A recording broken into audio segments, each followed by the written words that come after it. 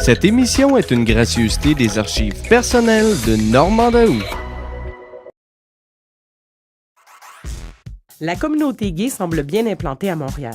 L'événement Fierté Montréal attire à chaque année des milliers de festivaliers de tout horizon, culminant avec son célèbre défilé.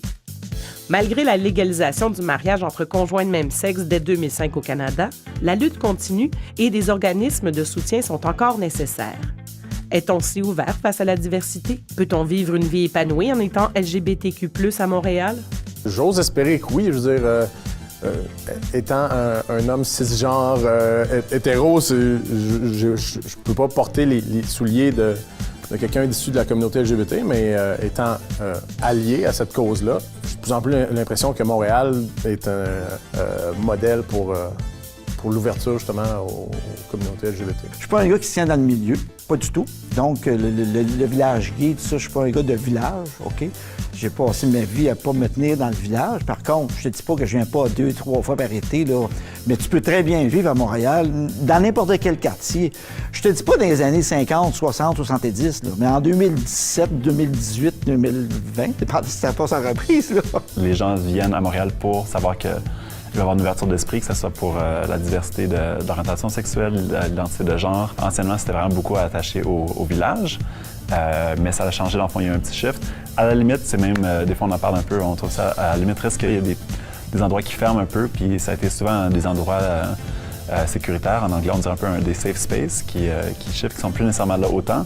Moi, l'exemple qui me choque le plus, c'est la France. Ouais. Tu dis, bon, la France, bon, c'est des gens qui réfléchissent depuis longtemps, c'est une société moderne, etc. Puis, malgré tout, il y a cette espèce de... on est encore le nouveau monde, on dirait, pour plein d'affaires weird comme ça. C'est que tu t'attends pas à ça d'une société moderne, tu t'imagines, c'est uniforme partout, mais non. J'ai voyagé un petit peu, beaucoup à travers le monde, puis il y a des villes que tu peux pas vivre comme Montréal. Il y a des villes, il faut que tu fasses attention, puis... oui, c'est pas comme à Montréal. C'est sûr, c'est accepté probablement plus à Montréal qu'ailleurs, puis c'est bien accepté, mais il y a toujours du travail à faire. Fait que c'est bien, mais c'est pas encore parfait. Je l'ai vu beaucoup ailleurs, dans d'autres villes, où c'était plus caché, plus reculé, les gens en parlaient pas trop parce que ça choquait, tandis qu'ici, les gens y arrivent, font comme « Ah, ben moi je suis gay », puis ils font « OK, ben moi je suis blonde ». Je suis brune. Tu sais, c'est comme... Ça va de soi. Ouais, c'est ça. C'est comme, OK, ben c'est ta vie, tu fais comme tu le sens. Puis ben Montréal, je pense qu'il y a quand même une âme justement d'ouverture, de reconnaissance, d'acceptation. Je veux bien choisir mes mots, que c'est rendu, pas banal, mais c'est commun, c'est rendu normal. Fait que les gens en font plus de cas, tu sais. Le fait de surligner ça au gros crayon marqueur fluo, je pense que c'est ça qui fait que ça crée des clivages, des différences. Je suis allé aux 2 dernières parades de Fierté Gay et c'est vraiment accepté partout. Il y a tellement de monde qui y vont à chaque année. Sauf qu'il y a quelques semaines, ça c'est une anecdote personnelle, mais un gars dans la rue m'a appelé un fif. Fait que là, je suis comme, je sais pas trop si c'est accepté, mais on va voir qu'est-ce qui se passe dans le futur. Jamais. Il faut dire que je me promène pas à talons hauts non plus, faire exprès pour attirer l'attention. C'est arrivé une fois qu'on sortait de l'hôpital, puis... En fait, c'était tout amoché, ça faisait vraiment pitié.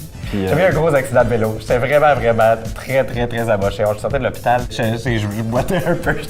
J'avais comme du cage en face. Fait que là, Nico, il me tenait vraiment, il me supportait un peu. Puis il y a quelqu'un de l'autre bord de la rue qui nous a crié des insultes homophobes. On était comme vraiment, comme déjà à terre. Ça peut paraître niaiseux, mais juste faire des petits changements au quotidien dans les mots qu'on emploie, utiliser personne au lieu d'homme ou femme, ou utiliser juste moi j'enseigne dans la vie. Puis je me suis rendu compte cette année que j'utilisais tout le temps, lorsque je donnais des exemples, c'était tout le temps un couple hétérosexuel.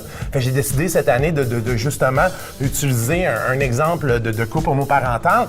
Puis honnêtement, j'ai eu un seul commentaire sur 35 élèves et les autres élèves ont comme fait ça n'a trop pas rapport à ce que tu dis, reviens-en, là. Puis je suis comme resté surpris, puis c'est des élèves de secondaire 2, là. Je pense que, tu sais, plus les couples, ils vont s'afficher, ils seront pas gênés de l'afficher, puis plus ça va devenir normal pour tout le monde, puis il va en avoir moins aussi. Mais c'est ça, c'est un peu aussi notre responsabilité, quelque part, de s'afficher pour rendre ça juste être visible, puis après ça, que ça devienne comme un fait anodin.